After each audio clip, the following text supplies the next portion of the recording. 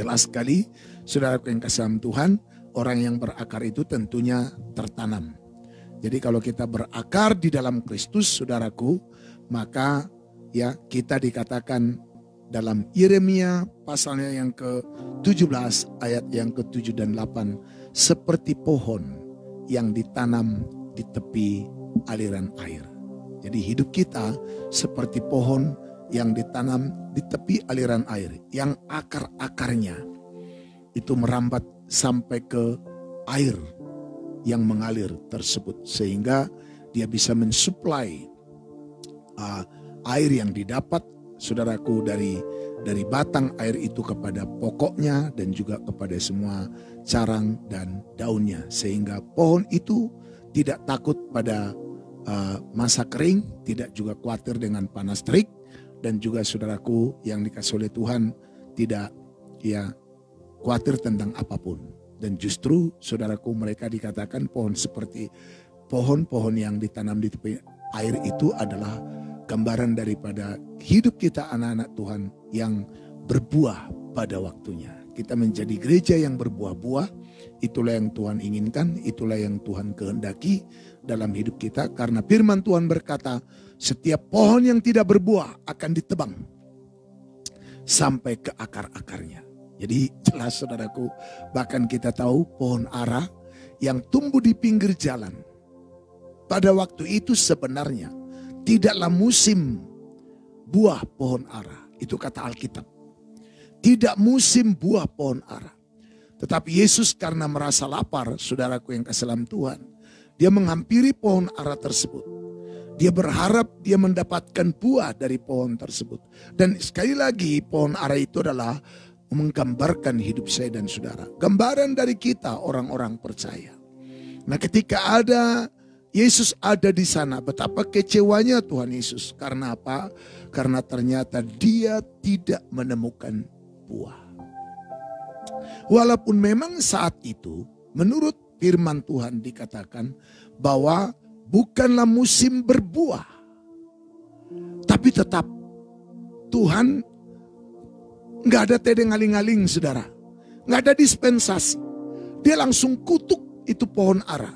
Dan besoknya saudara, ketika mereka lewat kembali dari sana, lalu murid-muridnya tercengang dan ternyata pohon ara itu sudah kering sampai ke akar-akarnya, ke akar.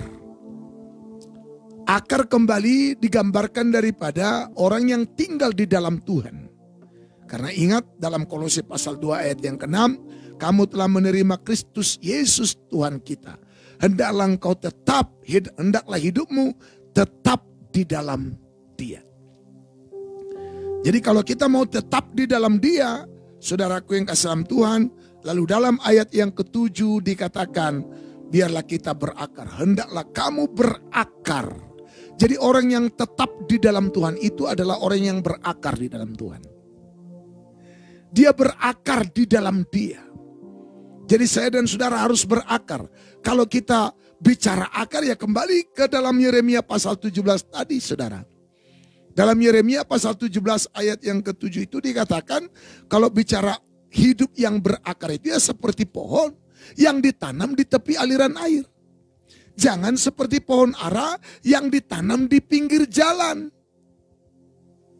Saya tahu kenapa pohon ara itu tidak berbuah. Saudara, dia kan dikatakan ditanam di pinggir jalan, saudara. Ini mengingatkan kita dengan ketika seorang penabur datang membawa benih untuk ditabur. Lalu benih itu ada yang jatuh di tanah yang kering di pinggir jalan. Jatuh di tanah yang berbatu, jatuh pula di tanah yang bersemak duri. Dan yang keempat jatuh di tanah yang subur. Saudaraku, kita lihat di sini hubungannya pohon ara yang ditanam di pinggir jalan tadi dengan benih yang jatuh di pinggir jalan. Bicara benih yang jatuh di pinggir jalan itu adalah tanah tanpa air. Sehingga tidak tumbuh saudaraku, lalu datanglah burung dan makan benih itu. Dan dijelaskan saudaraku dalam Matius pasal 13 bahwa ternyata si burung itu adalah gambaran dari si jahat. Jadi roh jahat si setan akan mencuri kebenaran itu dari hidup kita. Kalau hidup kita bagaikan pinggir jalan. Kenapa pinggir jalan? Kan Yesus berkata, akulah jalan dan kebenaran dan hidup. Kata di pinggir jalan di sini ini berarti nggak ada di jalan. Artinya tidak tinggal di dalam Dia. Artinya di luar jalan. Di pinggir jalan itu bukan jalan. Ya kan gitu ya. Pohon ara itu dikutuk dan kering sampai ke akar-akarnya. Jadi yang Tuhan cari apa saudaraku? Buah hidup kita.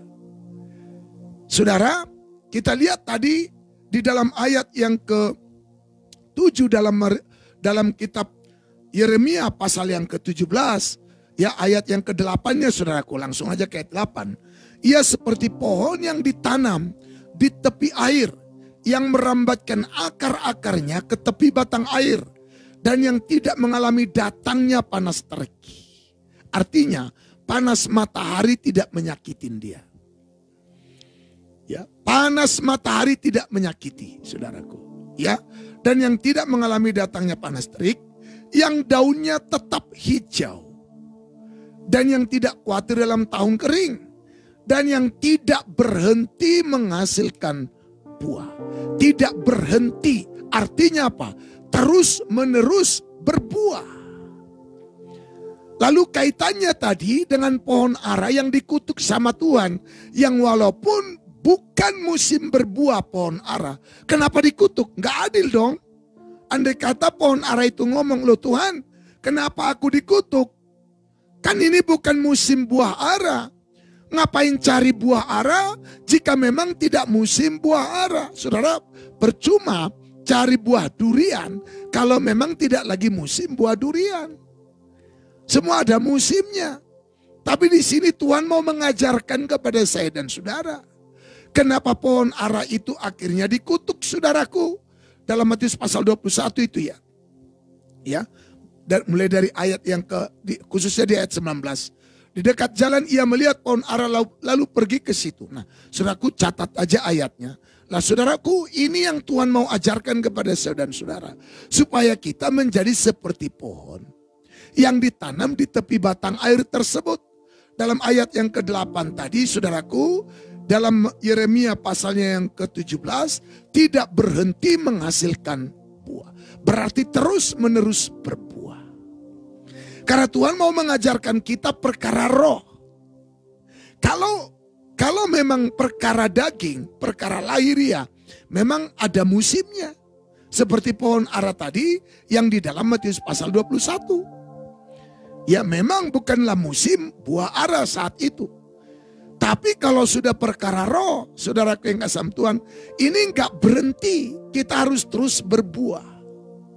Jadi kalau kita mau benar-benar tahu apakah kita tinggal di dalam Kristus atau tidak, maka syaratnya, cirinya adalah di ayat 8 tadi. Dalam Yeremia pasalnya yang ke-17. Tidak berhenti menghasilkan buah. Lalu dalam ayat yang ke-8 Yohanes pasal 15. Dikatakan bahwa dengan demikian kamu adalah murid-muridku. Karena apa? Jika kamu berbuah banyak. Jadi jika hidup kita nggak berbuah, terkutuk saudara. Buah apa itu? Buah itu banyak. Ada buah roh. Kasih, sukacita. Dalam Galatia pasalnya yang ke-5 ya, ayat yang ke-22, kita harus perhatikan ini buah-buah roh. Kasih, sukacita, damai sejahtera, kesabaran, kemurahan, kebaikan, kesetiaan, kelemah lembutan, penguasaan diri. Ada 9 buah roh. Ada lagi buah-buah pemberian kita. Ada lagi buah-buah pelayanan kita. Dan kita harus berbuah-buah. Itu dikatakan tadi dalam ayat yang ke-8 Yohanes pasal 15 saudaraku. Ya, dengan demikian kamu adalah murid-murid. Jadi buahnya banyak. Bukan cuma satu. Haleluya. Buah pelayanan juga jelas. Kan berbuah banyak. Buah hidup, buah rohnya juga jelas. Kemarin saya sudah sampaikan pohon korma itu.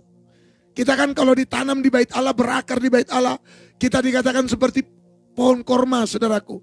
Pohon korma itu bisa tumbuh di padang gurun. Itu karena akarnya tertanam dalam. Sampai menemukan mata air dari bawah tanah. Itu sebabnya dia mampu tumbuh di padang gurun yang gersang tanpa hujan. Karena apa? Dia sudah temukan sumber mata air di bawah. Dalam ini dahsyat. Dan kenapa dia bisa sampai berakar dalam? Karena dia mengalami tekanan. Makanya saya mau beritahu saudaraku yang kasih Tuhan. Kalau saudara mau berakar dalam Tuhan, mau tinggal dalam Tuhan, kau akan menjadi anak-anak Tuhan, menjadi hamba-hamba Tuhan yang harus mengalami banyak tekanan. Tapi saudara yang dikasih oleh Tuhan dimanapun saudara berada hari ini, jika saudara adalah orang yang merasa hidupmu selama ini terjepit, hidupmu selama ini terus ada di bawah tekanan, bahkan saudara merasa di gereja, di tempat penggembalaanmu, engkau merasa tahu juga gembalamu tidak menerima, semua orang membencimu. Jangan khawatir, jangan takut. Yang penting tetap jaga hubunganmu dengan Tuhan. Miliki visi, miliki panggilan, miliki firman-Nya. Persiapkan dirimu. Siapa tahu kau adalah orang pilihan Tuhan. Makanya kalau mau tinggal di dalam Tuhan, harus izinkan firman tinggal di dalam kita. Dalam ini, dalam. Dan firman baru bisa tinggal di dalam kita. Menurut Yakobus 1 ayat yang ke-18, ini syaratnya. Kalau kita mau izinkan firman tinggal di dalam hati kita. Kalau enggak putus, firman hanya sebatas pengetahuan tok. Kita hanya menjadi orang yang tahu Tuhan, tetapi tidak punya hubungan dengan Tuhan. Yakobus 1 ayat 18. Ayat 21 itu ya, ayat 21-nya, ayat 21. Sebab itu, buanglah segala sesuatu yang kotor dan kejahatan yang begitu banyak itu. Dan terimalah dengan lemah lembut firman yang tertanam di hatimu. Gak gampang kan? Jadi firman itu bisa tertanam di hatiku dan di hatimu. Kalau kita bertobat total. Membuang segala sesuatu yang kotor. Dan kejahatan yang begitu banyak. Kejahatan. Jangan saudara berpikir hanya karena udah masih merokok, minum tuak, berzina, apalagi kejahatan merampok, membunuh. Itu mah kejahatan umum. Gak usah jadi orang Kristen. Ateis juga tahu kalau itu jahat. Iya kan? Ateis juga tahu kalau selingkuh itu jahat. Ateis juga tahu kalau merampok, membunuh itu jahat. Gak usah jadi orang Kristen. Tetapi banyak yang jahat yang kita anggap benar. Tahu-taunya menjijikkan di mata Tuhan. Lihat saya semua. Ingat enggak cerita Saul di Gilgal? Cerita Saul di Gilgal.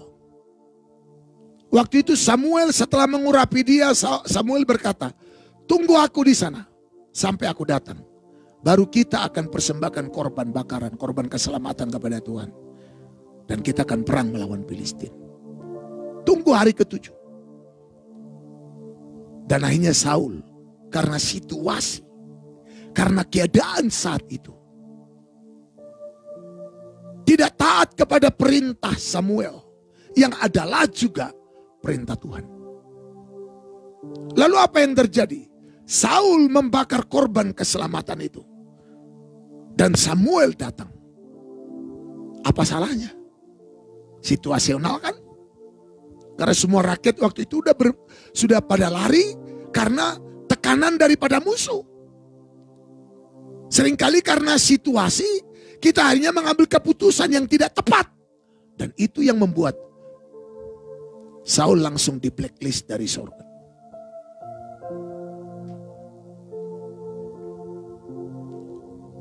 Langsung di checklist dulu. Gak ada mencuri di situ. Gak ada mencuri persembahan di situ. Gak ada berzina di situ. Gak ada ngata-ngatain gereja lain di situ. Gak ada. Tapi hanya karena Saul tidak taat dan tidak dengar-dengaran. Dan berikutnya, waktu Tuhan perintahkan lagi Samuel supaya berkata kepada Saul untuk menumpas semua orang Amalek. Tumpas semua yang hidup. Jangan izinkan satupun yang hidup-hidup. Tumpas semua. Itu perintah Tuhan. Tapi apa yang terjadi? Saul melepaskan Raja Agag dan melepaskan lembu-lembu dan kambing domba yang tambun. Apa salahnya? Sekarang kalau kita bermain dengan pikiran logika manusiawi kita, apa salahnya? Toh juga alasan Saul sangat rohani kok.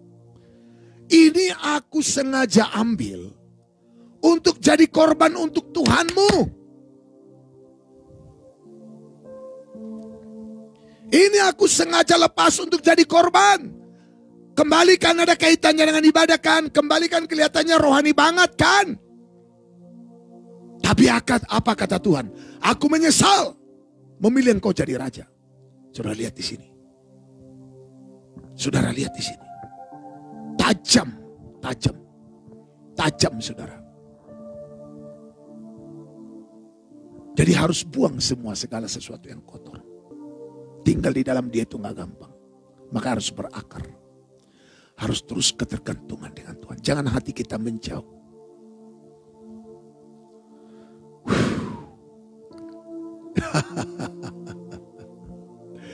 Tuhan tolong kita kiranya. Peganglah tanganku Roh Kudus setiap hari. Ku tak dapat jalan sendiri tanpa Roh-Mu. Bawalah diriku kepada segala kebenaran, agar ku tidak tersesat mengikuti jalan-Mu. Kudus, kudus Tuhan, kudus nama-Mu. Ku beri syukur dalam simfoni indah. Ajaib, ajaib Tuhan, ajaib nama-Mu. Nama yang beri menang, Yesus namanya.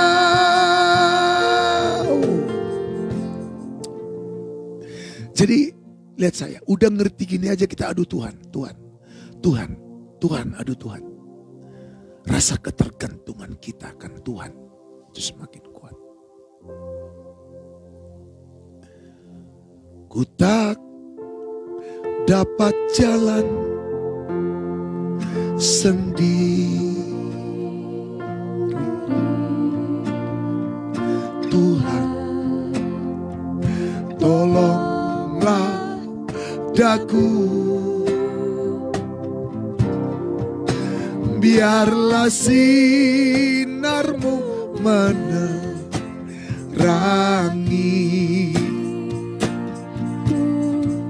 sebab ku tak dapat jalan sendiri.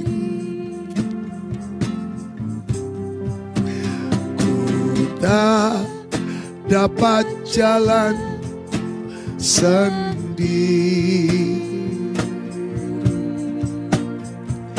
Tuhan tolonglah daku, biarlah sinar-Mu menerangi,